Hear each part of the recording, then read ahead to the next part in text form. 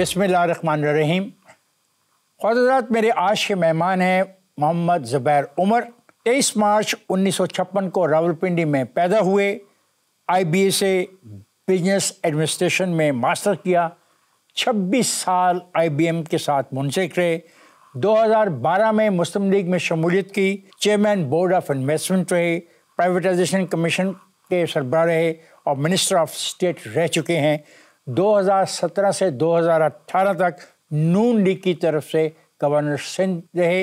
जून 2024 में ज़ाती इख्तिलाफ़ात की बिना पर पाकिस्तान मुस्लिम लीग नून से अलहदगी इख्तियार कर ली। आइए उनसे बात करते हैं। मुस्लिम लीग नून में शामिल होने का ख्याल कैसे आया? आप जाती उम्रा कैसे पहुँचे और वहाँ पहुँचने में आपकी मदद किसने की? वहाँ पहुँचने में मेरी मदद किसी ने भी नहीं की। मेरे दो भाई और हैं। असद उमर को तो ज़ाहिर है पब्लिक जानती है, और एक और भाई हैं जो कि बैंकर सारी उम्र रहे हैं। वो दोनों बहुत क्लोज थे, शहबाज शरीफ से भी, नवाज शरीफ साहब से भी, काफ़ी अरसे से।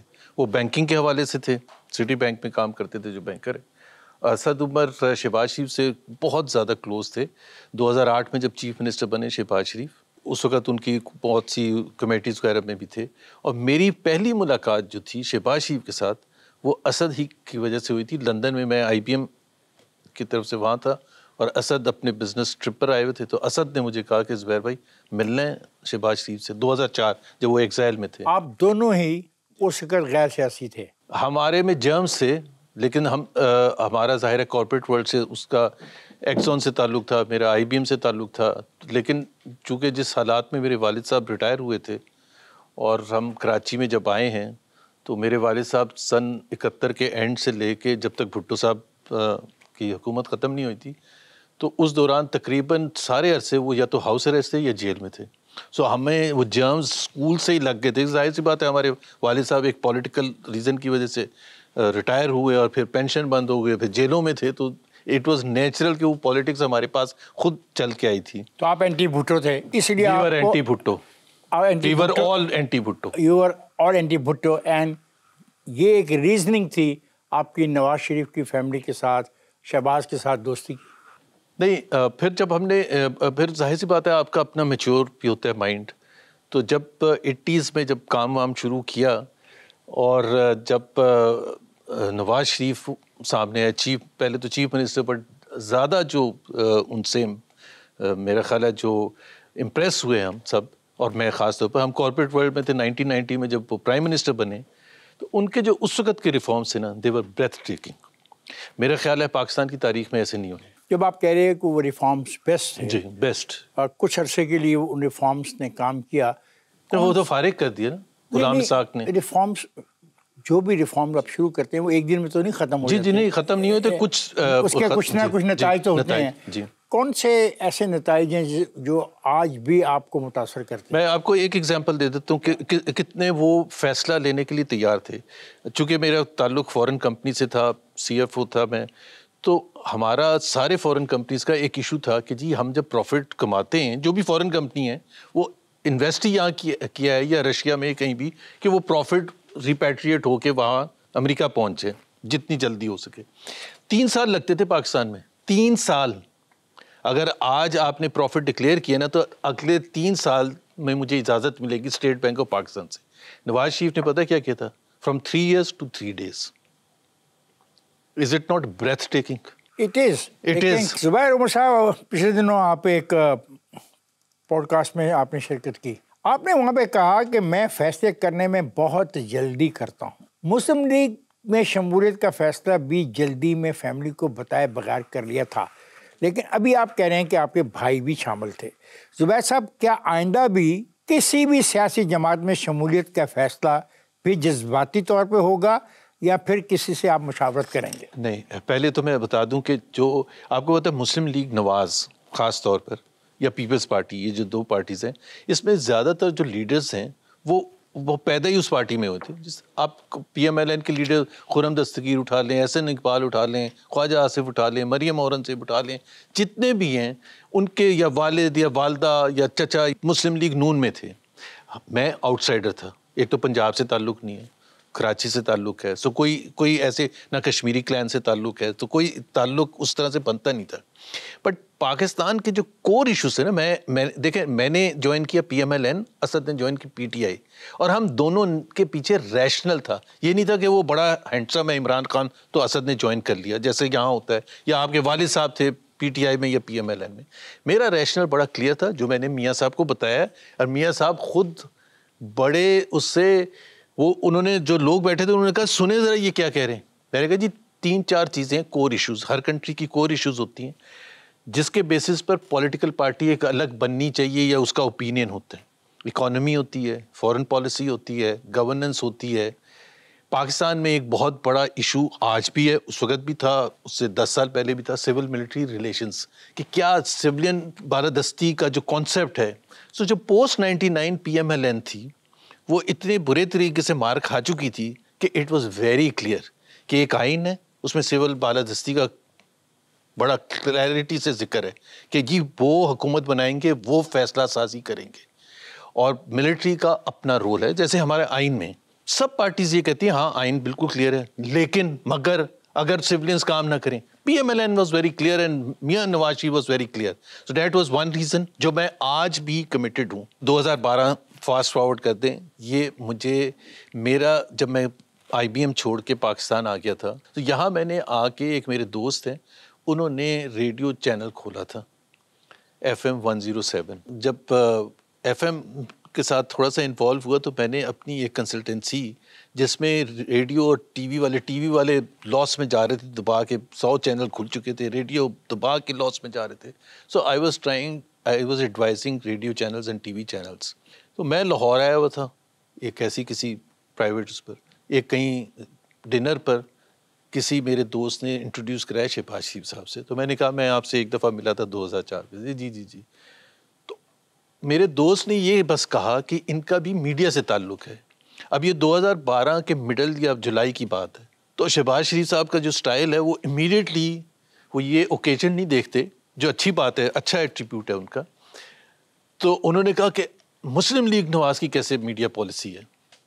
تو میں نے کہا جی میں بہت فین ہوں مسلم لیگ نواز کا, and I totally I mean if I have to vote 100 times I'll vote for PMLN for what its policies are. لیکن میرا خیال ہے آپ کی کوئی میڈیا پالیسی ہے ہی نہیں. آپ ریئیکٹ کرتے ہیں, آپ کے لوگ نہ پرو ایکٹیولی کوئی کریٹ کرتے ہیں سچویشن نہ. تو انہوں نے کہا آپ بتائیں گے.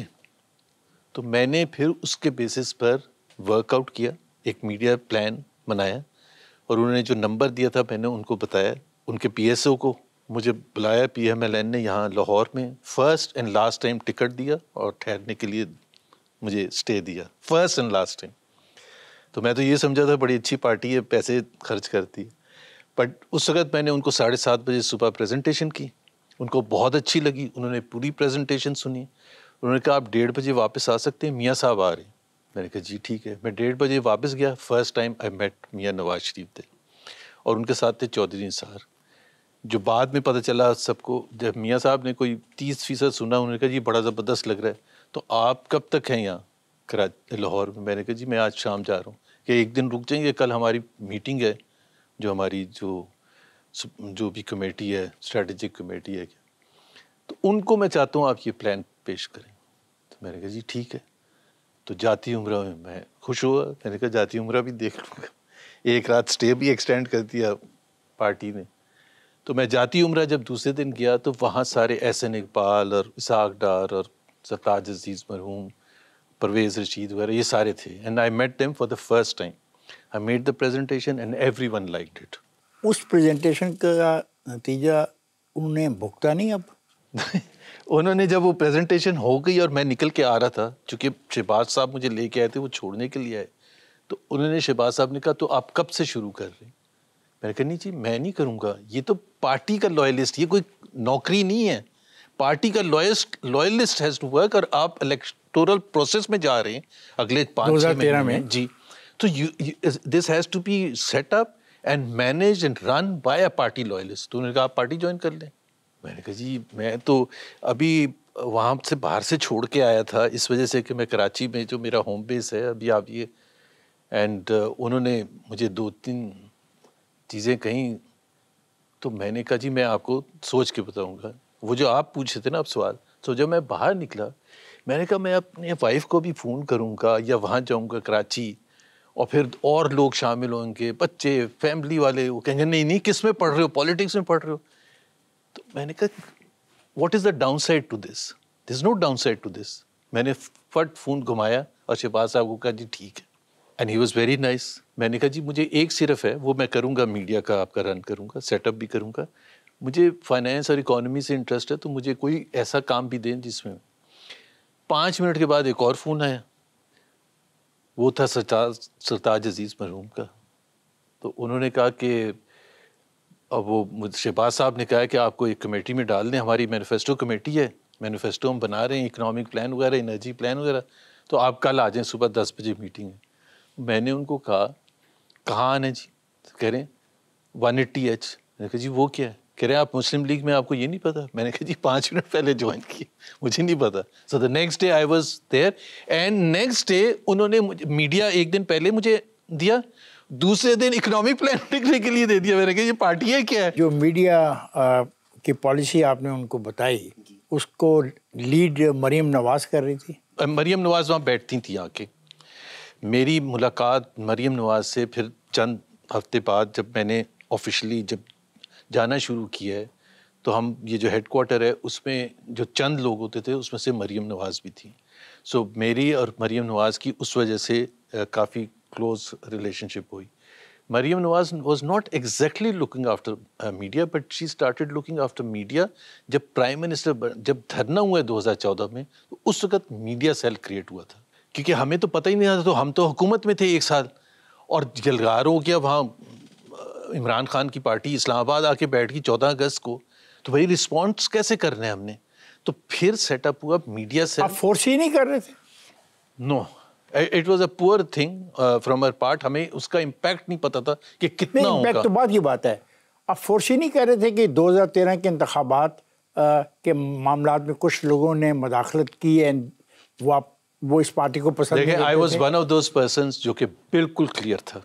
میں نے جب عمران خان کی طرف سے آوازیں اٹھنی شروع ہوئی تھی پی ٹی آئی کی طرف سے, تو میں نے کافی ریسرچ بھی کی تھی, کیونکہ میں اس کے بعد جب الیکشن میڈیا جب ہم چلا رہے تھے الیکشن سے پہلے, تو اس سے پہلے 3 مہینے پہلے ایک الیکشن سیل کریٹ ہوا تھا, اس کا بھی میں ممبر تھا. اس کے ہیڈ تھے اسحاق ڈار صاحب. تو آپ کے سامنے تھا کیا, مطلب کیا اسیس کر رہے تھے؟ نہیں, آپ کیا اسیس کر رہے تھے جب آپ بھی اس ٹیم کو لے کے ساتھ چل رہے تھے؟ آپ کے مقابلے میں ایک پارٹی کو کھڑا کیا جا رہا ہے, آپ کے مقابلے میں نہیں, پاکستان کی 2 بڑی پولیٹیکل پارٹی کے مقابلے میں ایک پارٹی کو کھڑا کیا جا رہا ہے, تو آپ کو سمجھ نہیں آ رہی تھی کیا ہو رہا ہے؟ بالکل سمجھ آ رہی تھی, لیکن اس کے ساتھ ساتھ ہمیں بہت ڈر خوف تھا. دیر is no doubt about that. لیکن میں آپ کو بتاؤں پرسنلی, چونکہ مجھے تو کوئی جانتا بھی نہیں تھا اس وقت, میں پرسنلی جا کے سروے کرتا تھا کہ جو کانسٹیٹوئنسیز تھی نا, جس طرح ایاز صدیق ورسز عمران خان, NA 122 ہوتی تھی اس وقت شاید, میں خود وہاں جا کے اپنے PMLN کے ورکرز کے ساتھ جا کے سروے کر کے نواز شریف کو جو کی اسٹریٹجک, جس کو ہم کہتے ہیں نا کہ وہ والی کانسٹیٹوئنسیز جس میں فیصلہ ادھر ادھر ہو سکتا ہے, تو ہم نے وہ اتنی ریسرچ کی تھی افتخار صاحب کہ میں بالکل کلیئر. عمران کہتا ہے کہ آپ سے الیکشن آپ کو دیا گیا 2013 اس کا میں بتا دیتا ہوں. میں آپ سے سوال کر رہا ہوں, لگتا ہے آپ کی آج کی گفتگو سے آپ کا ایک نیا روپ میرے سامنے آ رہا ہے. وہ روپ ہے کہ آپ میڈیا کنسلٹنٹ بھی ہیں, آپ مینیفیسٹو کمیٹی کے رکن بھی ہیں, آپ پوری کی پوری الیکشن کمپین کو مینیج بھی کر رہے ہیں, دیکھ بھی رہے ہیں, لوگوں سے مل بھی رہے ہیں, اسیس بھی کر رہے ہیں. نو ٹیل می, وہ آدمی تو کہتا ہے کہ آپ نے الیکشن چڑھایا ہے. جی, اس کا ہم نے پھر جب یہ وہاں آ کے بیٹھ کے اگست 2014 میں کہ جی دھاندلی ہوئی ہے, the first person who prepared a synopsis detailed کہ ہمارا الیکشن میں جو 186 سیٹیں ریزرو سیٹس ملا کے جو ملی ہیں, وہ ریزرو کو نکال دیں کوئی 130 یا 35 جو بھی ملی ہیں, اس کے نتائج کیا تھے, کہاں کہاں سے آئے تھے اور کیا کیا ڈفرینس تھا. سو ہم نے پریزنٹ کیا نواز شریف کو, میں نے پریزنٹ کیا, اور پھر انہوں نے کہا آپ میڈیا پہ جا کے یہ پریس کانفرنس کریں. تو اسحاق ڈار کے ساتھ میں نے, because I was not so well known, تو اسحاق ڈار کے ساتھ میں نے بیٹھ کے ہم نے فار ایگزامپل ایک چیز کی تھی کہ 12 حلقے ایسے ہیں, 12 حلقے پورے پاکستان میں جس میں نمبر 1 PMLN ہے اور نمبر 2 PTI ہے. تو اگر ہم مان لیں کہ یہ 12 کے 12 دھاندلی سے, مان لینا 12 کے 12, بھائی 33 سیٹیں ان کی تھی PTI کی, 186 تھی PMLN کی, مطلب ایک ہوتا ہے نا کہ ایک آپ کہتے ہیں کہ کانٹے کا الیکشن تھا 2018 کا جس میں ڈفرنس بہت کم تھا. پنجاب میں P M L N was the leading party for example and highest number of votes Punjab میں پی ایم ایل این کے تھے. تو وہاں تو آپ کہہ سکتے ہیں کہ ادھر سے ادھر تھوڑا سا بھی سوئچ کریں گے تو نتائج ڈفرنٹ ہو جائے. 186 ورسز 33 سیٹیں. 2013 کے انتخاب میں آپ کافی ملوث لگتے ہیں. جی بڑے مزے کی بات ہے کہ میں اس وقت ینگ گروپ کے لیے اور جیو کے لیے ٹرانسمیشن کا انچارج تھا 2013 کا بھی, 2002 کا, 2008 کا, 2013 کا. تو ایک اسٹیج پر آ کر میں نے کہا کہ اب تک کے آنے والے نتائج کو اگر ہم اس کی پروجیکشن کریں تو لگتا ہے کہ پاکستان مسلم لیگ نواز اتنی سیٹیں لے کر ایمرج کرے گی. تو کہیں غالباً میاں نواز شریف نے آ کر اس کا اناؤنسمنٹ کر دیا, جس کا الزام پھر جنگ اور جیو پہ بھی لگا اور مجھ پہ بھی لگا. Were you there when G I was there and I was one of the persons جو دیکھیں میں آپ کو بتاتا ہوں, شیئر کرنا چاہیے نہیں. 11 تاریخ کو الیکشن تھا تو میرا اچھا Asad was leading the election cell from the P T I side in Lahore. Okay, Asad اور میں ووٹ ڈالنے کے لیے گئے کراچی. تو وہاں تو اس حلقے میں گڑبڑ ہو گئی تھی, تو دوپہر کو 3 بجے کی فلائٹ ہماری واپسی کی تھی اور ہم ساتھ تھے. مجھے نہیں پتا تھا اسد بھی ہوگا but Asad and Asad was behaving, اس کو کالز والز آ رہی تھی اور وہ تو ایسے لگ رہا تھا کہ وہ جیت چکے ہیں دوپہر کو ہی. جی دوپہر کو 3 بجے. ٹھیک ہے, اچھا اب ہم نے دونوں نے بکنگ کرائی ہوئی تھی پی سی میں. مجھے یہ نہیں پتا تھا کہ اس نے بھی کرائی ہوئی ہے بٹ بعد میں پتہ چلا. میں نے اسد کو کہا کہ اسد میں آپ کے ساتھ جاؤں گا بیکاز میرے پاس ٹرانسپورٹ نہیں ہے. تو اس نے کہا زبیر بھائی آج کون جائے گا, آج تو الیکشن پوری رات وہاں جائیں گے, ادھر الیکشن سیل جا رہا ہوں میں جا رہا ہوں. پھر پی سی میں آ گیا پی سی. اچھا ہم نے آئیڈینٹیفائی کی تھی جس کو میں کہتا نا بیٹل گراؤنڈ کانسٹیٹوئنسیز, کہ گجرانوالے کی کون سی ہے, فیصلہ آباد کی کون سی, پنڈی کی کون سی. 5 بجے الیکشن ختم ہوا ہے, اس وقت 6 بجے کا رول نہیں تھا تو 5:30 بجے. اچھا آپ اپنے جو آپ کے کانٹیکٹس تھے نا, میں نے فون گھمانے شروع کیا. میں نے کہا یار بالکل صحیح سے بتانا, پہلے بات ہو چکی تھی, گھمانا نہیں ہے کہ جی وہ جیت رہے ہیں یہ کر رہے ہیں. اور پھر ٹی وی پر آنا شروع ہو گیا. By 6 o'clock I was convinced we are winning by a huge margin in terms of number of seats. 7 بجے میں جب نکل کے جا رہا تھا تو اسد واز کمنگ بیک. ٹھیک, اینی ویز میں چلا گیا وہاں ہیڈ کوارٹر. 8:30 بجے سیورل وٹنسز, سیریل المیڈا آیا ہمارے وہاں ہیڈ کوارٹر آیا, وہ باہر سے اندر نہیں آنے دے رہے تھے. اس نے مجھے فون کیا تو میں نے اس کو لے کے آیا and the first thing he said was congratulations جتنے بھی آپ کے ساتھی تھے, کیونکہ وہی چیز جو 9 بجے افتخار صاحب, اور میں یہی 2024 کے الیکشن کا بھی یہی کہتا ہوں, 9 بجے پتہ چل جاتا ہے. 9 بجے کی اگر 2024 کے فیبری 8 کی آپ کوئی چینل کی آپ اٹھا لیں اسکرین تو 80% پی ٹی آئی آگے تھی. ایسا تو نہیں ہو سکتا کہ اس کے بعد دھڑام سے کچھ کریں گے بات اس پہ بھی. جی کریں گے. تو وہ جو جب فیصلہ ہوا تھا نا, جو آپ نے خبر دی تھی وہ بالکل خبر آپ کے بیسس پر ایک ہوا تھا کہ جی, but it was not entirely کہ جی جیو نے کہہ دیا, بٹ یہ تھا کہ جی وہ کلیئر ہے جی, جا کے کلیم کریں وکٹری. سو ہم بھی اس میں وہ ٹیرس پر کھڑے ہوئے تھے اینڈ میاں صاحب کلیم وکٹری. زبیر صاحب میں جا رہا ہوں بریک پر, بریک سے واپس آ کے گفتگو کے سلسلے کو جاری رکھیں گے.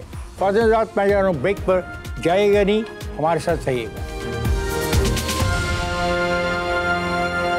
Welcome back. فاضل آزاد گفتگو ہو رہی ہے محمد زبیر عمر صاحب سے. آئیے گفتگو کے سلسلے کو جاری رکھتے ہیں. زبیر, یہ جو لوگ کہتے ہیں کہ مریم کو تو سیاست آتی نہیں, آپ کی گفتگو سے مجھے اندازہ ہوتا ہے کہ مریم تو بہت دیر پہلے سیاست میں آ چکی تھی اور عملی سیاست میں آ چکی تھی, اور اس پالیٹکس میں وہ حصہ لے رہی تھی جس میں پورا پاکستان اس کے سامنے تھا. 2012 سپتمبر سے مئی کے الیکشن تک 100% شی واز پریزنٹ.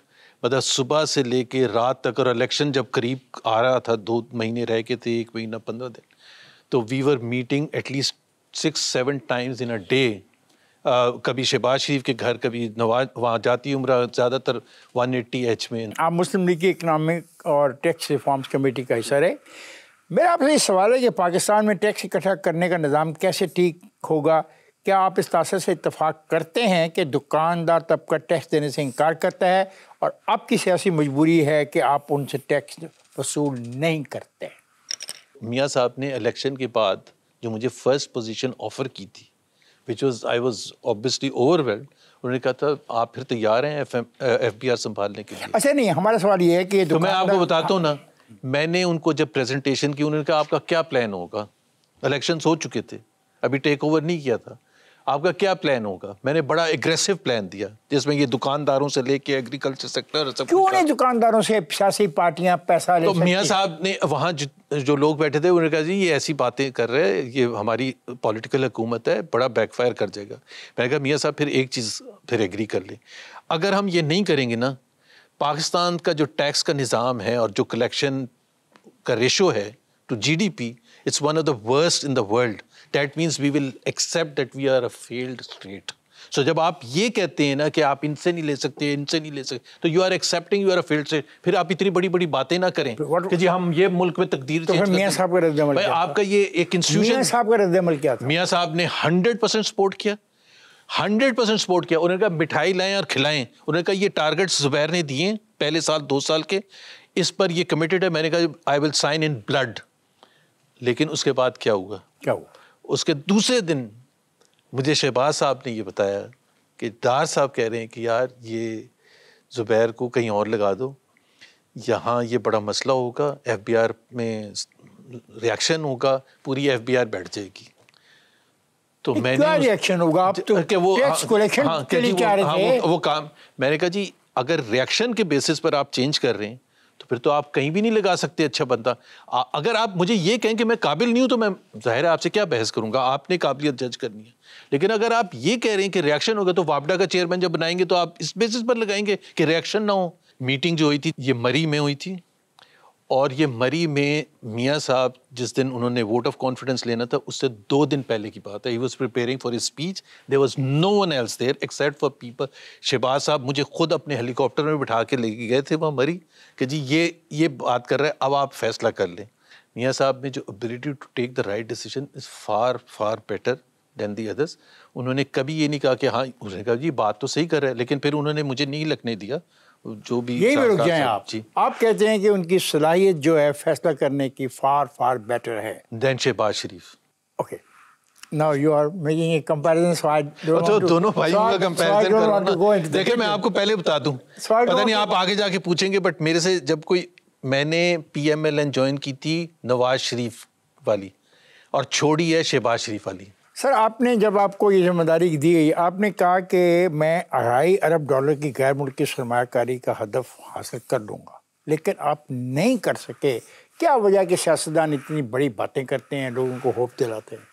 یہ کون سی فگر آپ لے کے؟ یہ ریفرنس ہے ایکسپریس نیوز 2013 18 جولائی 2013 میں بطور چیئرمین سرمایہ کاری بورڈ آپ نے. بالکل بورڈ آف, پھر انہوں نے جب کمپرومائز کیا اور بہت زبردست مجھے کاؤنٹر آفر کی, میاں صاحب نے انٹرسٹ لے کے انہوں نے کہا میں آپ کو بورڈ آف انویسٹمنٹ کا چیئرمین بناتا ہوں. وہ پرائم منسٹر کی ٹیم کا حصہ ہوتا ہے, پرائم منسٹر کے ساتھ ہر جگہ ٹریول کرتا ہے اس کا. اور آج جو پاکستان کو بہت سخت ضرورت ہے, باقی چیزوں کی بھی ہے, انویسٹمنٹ لانے کی ضرورت ہے. سو یس آئی کمیٹیڈ کہ جی میں, انہوں نے جیسے میرا ایک جو میرا بیک گراؤنڈ تھا کہ جی آپ میرے سے یہ تو پوچھیں, کمٹ تو کروائیں کہ میں کیا کروں گا.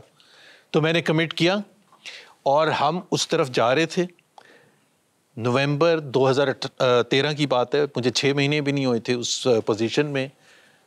میاں صاحب نے مجھے, ہم we were on an official trip to Bangkok, تو وہاں میاں صاحب نے مجھے کہا کہ زبیر صاحب آپ پرائیویٹائزیشن کی بہت باتیں کرتے رہے, ابھی 6 مہینے میں کیا ہوا ہے ہماری گورنمنٹ میں پرائیویٹائزیشن کا. تو میں نے ان کو کہا کہ ابھی تک تو بورڈ بھی نہیں بنا جی, تو باقی کیا کام ہوگا. انہوں نے کہا بورڈ بننے میں کتنا ٹائم لگتا ہے. میں نے کہا ابھی رات کے 8 بجے اگر آپ مجھے چیلنج دیں گے نا, صبح 8 بجے ناشتے پر میں بورڈ کے نام دے دوں گا آپ کو, اتنا آسان ہے. تو انہوں نے کہا بس آپ یہ چھوڑیں اور آپ پرائیویٹائزیشن سنبھال لیں. تو میری اپوائنٹمنٹ دسمبر کی ہے پرائیویٹائزیشن. دسمبر 2017. کیا یہ حقیقت ہے کہ نون لیگ نے الیکشن 2018 کے لیے وزیر اعظم کا امیدوار شہباز شریف کو بنانے کا فیصلہ کر لیا تھا, لیکن اس میٹنگ میں نواز شریف نے کہا اگرچہ شہباز شریف کی بعض باتوں پر رائے پر اختلاف ہو سکتا ہے, لیکن انہوں نے کبھی پارٹی ڈسپلن کی خلاف ورزی نہیں کی. از اٹ افیکٹ کیا ہوا تھا؟ مطلب وہ مجھے اسپیسیفک اس کے تو ڈیٹیلز یاد نہیں, بٹ یہ بالکل فیصلہ ہو گیا تھا کہ جی شہباز شریف کینڈیڈیٹ ہوں گے. اس کی ایک بڑی وجہ یہ تھی کہ وہ ڈسکوالیفائی ہو چکے تھے نواز شریف, مطلب جولائی 28 2017 کا آپ بھی تو پرائم منسٹر بن سکتے تھے. نہیں, کسی اور کو نہیں بنانا تھا, صرف شہباز شریف کو بنانا تھا. ان کے بھائی تھے. اور کیا ریزن ہے؟ آپ یہ کہنا چاہتے ہیں کہ چونکہ نواز شریف ڈسکوالیفائی ہو چکے تھے تو Shahbaz was the only choice. اور یہ پہلے بائی دا وے جب شاہد خاقان کو بھی بنایا تھا, اس کی ریزن یہ نہیں تھی کہ شہباز واز اوور لکڈ. اس کی ریزن یہ تھی کہ the party thought and Mian Nawaz Sharif thought کہ ابھی جو 1 سال تقریباً رہتے ہیں الیکشنز میں 2018 کے, اور پنجاب میں زیادہ تر ہمارے پروجیکٹس چل رہے ہیں جو مکمل ہونے ضروری ہیں تاکہ جب ہم الیکشنز میں جائیں گے تو یہ ایک ٹیمپریری فیز ہے. اس وجہ سے شاہد خاقان کو بنایا تھا. خاقان نواسی کی کا فیصلہ جب یہ ہوا کہ آپ کے علم میں ہے کہ یہ شاہد خاقان نواسی اس فیصلے سے اتفاق نہیں کرتے تھے؟ اس میٹنگ میں جو شاہد خاقان ریفرنس دیتے ہیں کہ جی انہوں نے اس پر اعتراض کیا تھا, میں نہیں تھا, بٹ ہم نے یہ جنرلی ایسے سنا تھا. زبیر صاحب پھر کہہ رہے ہیں کہ وہ بریک پہ جانا پڑے گا, تو مجبوری ہوتی ہے ہماری. میں بریک پہ جا رہا ہوں. خواتین حضرات میں جا رہا ہوں بریک پر, جائے گا نہیں, ہمارے ساتھ رہیے گا. ویلکم بیک خواتین حضرات. گفتگو ہو رہی ہے اور آپ سن رہے ہیں, اس میں بہت کھل کے بات کر رہے ہیں زبیر عمر صاحب. آئیے گفتگو کے سلسلے کو جاری رکھتے ہیں. 4 جنوری 2017 اسد عمر آپ پر تنقید کرتے ہیں کہ اسٹیل مل کی نجکاری اس وقت تک نہیں ہو سکتی جب تک لیز کا انفراسٹرکچر خفیہ رکھا جائے گا. کیا وہ آپ کو لیز کے خفیہ معاہدے کو پبلک کرنے کا کہہ رہے تھے, اور کیا آپ عوام کو دھوکے میں رکھنا چاہتے تھے؟ بائی دا وے میں آپ کو بتا دیتا ہوں, یہ بالکل صحیح بات نہیں ہے, کیونکہ ریزن یہ ہے کہ اسٹیل مل پرائیویٹائزیشن کا جو پروسیس تھا وہ مکمل ہو چکا تھا اکتوبر 2015 میں. اس کے تقریباً 2 سال کا پیریڈ ہوتا ہے کسی بھی پرائیویٹائزیشن پروسیس میں, جو پاکستان کی ریکوائرمنٹ ہے. ایک آرڈیننس ہے, اس کے تحت آپ کو یہ ساری چیزیں کرنی ہیں ٹو انشور 100% ٹرانسپیرنسی. اکتوبر 2015 میں سے 1 مہینہ پہلے ہم لاسٹ جو چیز ہوتی ہے. کیا اسد عمر نے یہ تنقید کی ہوگی, بٹ اس کا میں نہیں ایگری کرتا, کیونکہ وہ 2015 میں تو شیلف ہو گیا تھا نا.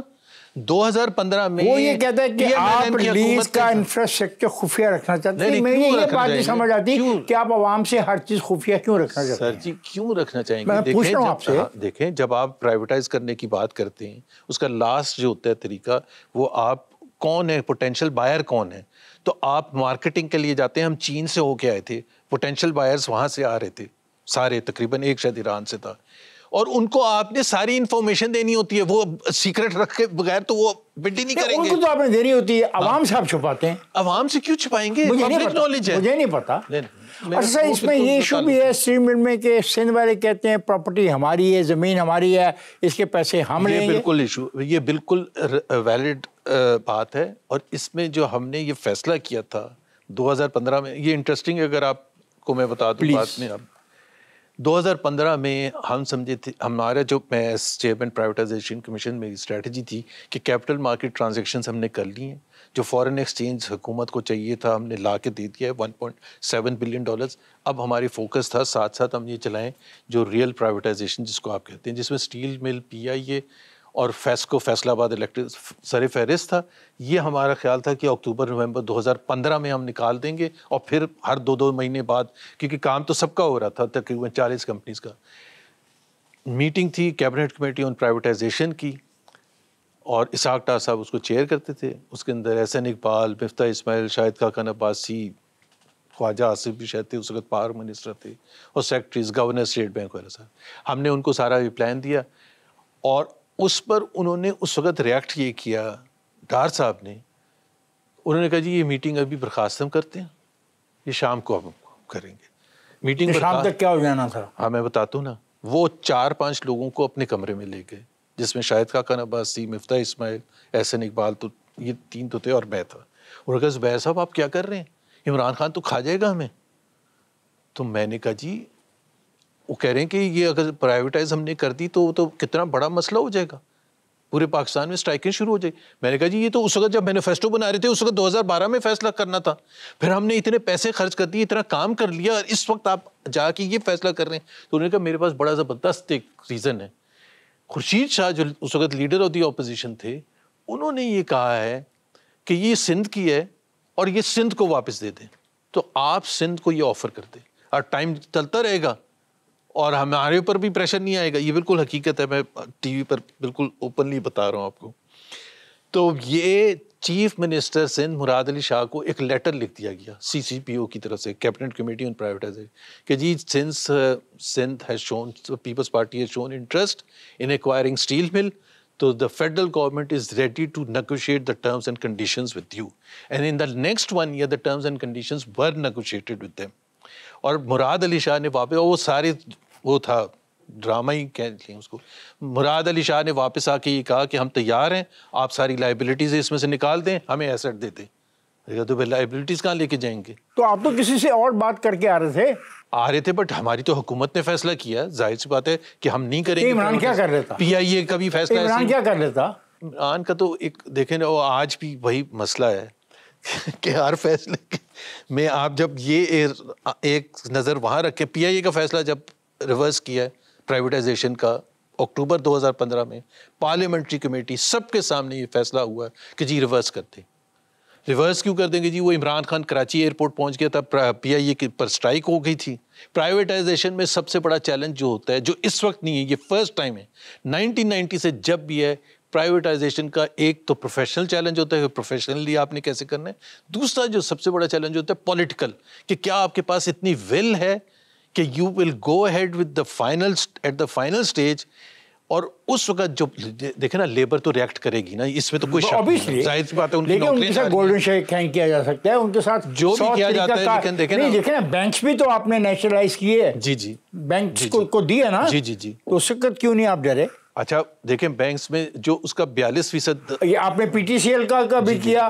PTCL کا جب ہوا تھا نا, وہ میں آپ کو بتا دوں, مشرف صاحب کے زمانے فوج بھیجی تھی انہوں نے, فوج بھیجی تھی. ہو گیا نا چند دن ہوا, لیکن اتصالات نے جب ٹیک اوور کرنا تھا, چند دن ہوا لیکن چلا, اور آج چل رہا ہے. خیر وہ ایک الگ بحث ہے کہ وہ چل رہا ہے یا نہیں چل رہا. نہیں چل رہا. PTCL تو اتنا اچھا نہیں چل رہا, بٹ حبیب بینک یا UPL بہت بڑے اگر صحیح وقت پہ فیصلہ آپ اسٹیل مل کا کر لیتے تو کیا فائدہ تھا. اور افسوسناک بات یہ ہے, چونکہ آپ اسٹیل مل کی بات کریں, افسوسناک بات یہ, اور یہ سوال بہت بڑا ریز کرتا ہے, آج بھی اسٹیل مل کے امپلائیز کو سیلری جا رہی ہے. 2015 جون سے بند ہے, وہ 10 سال ہونے والے ہیں, آج بھی ہر مہینے سیلری جاتی ہے. جو قوم کے رولرز یہ فیصلہ نہیں کر سکتے, تو آپ سوچیں کہ باقی کیا کریں گے. یہ ایک میں بالکل فیکٹ بتا رہا ہوں, 10 سال سے بند ہے steel mill. Every month the employees are being paid. کون ہے جو نہیں چاہتا کہ پاکستان اقتصادی طور پہ اسٹرانگ ہو؟ یہ سوال کا جواب مجھے چاہیے. 2014 اکتوبر میں ہم نے پرائیویٹائزیشن ہی کی طرف سے, جس کو کہتے ہیں کیپٹل مارکیٹ ٹرانزیکشن, جو آپ ورلڈ کی اسٹاک ایکسچینجز میں جا کے شیئرز بیچتے ہیں, تو ہم OGDC کا شیئر ٹرانزیکشن کرنے گئے ہوئے تھے. وہ سارے فائنینشیل کیپٹلز میں آپ جاتے ہیں, London, new York, Boston, Hong Kong, Singapore وغیرہ ساری جگہ. ہماری فرسٹ تھی لندن, فرسٹ میٹنگ صبح کو شروع ہوئی ہے, اور انویسٹر سامنے بیٹھے ہوئے ہیں, میں اس کو ایک بڑی کہانیاں سنا رہا ہوں, اور وہ نیچے سے میرا پرائیویٹائزیشن کمیشن کا جو وہ تھا, وہ مجھے نیچے سے, سر یہ میسج دیکھ لیں. پتہ چلا پشاور ہائی کورٹ میں گئے اس وقت PTI والے, اور اسٹے لے لیا. ابھی آپ یہ اتنا بڑا ایک امپیرسنگ سچویشن ہے کہ اچھا آپ کیا کریں, اسٹے دے دیا پشاور ہائی کورٹ نے. اب پشاور ہائی کورٹ نے جب اسٹے دے دیا, تو آپ ظاہر ہے یہاں پہلے ساکھ ٹار کو اٹارنی جنرل سے, لا منسٹر سے بات کریں. بھائی آپ بات کر رہے ہیں, اور وہ ٹرانزیکشن کتنے کی ہونی تھی؟ تقریباً $1 بلین, بہت بڑی رقم ہوتی ایون بائی امریکن اسٹینڈرڈ اور برٹش اسٹینڈرڈ. وہ جس نے شیئرز اٹھانے $50 ملین کے, $20 ملین کے, $75 ملین کے, اب ہر میٹنگ میں اس کا فائدہ عوام کو ہوتا. اس کا ظاہر ہے وہ اس وقت 10 سال پہلے کی بات میں نے بتائی ہے آپ کو, آج بھی نہیں وہ شیئر, آج اس کے نہیں. اگر OGDC بک جاتا, حکومت پاکستان کے پاس فورن ایکسچینج آتا ہے نا. بہت حضرات, محمد زبیر عمر سے گفتگو آپ نے سنی. یہ پروگرام کا پہلا حصہ تھا. پروگرام کا دوسرا حصہ آپ اگلے اتوار ضرور دیکھیے گا.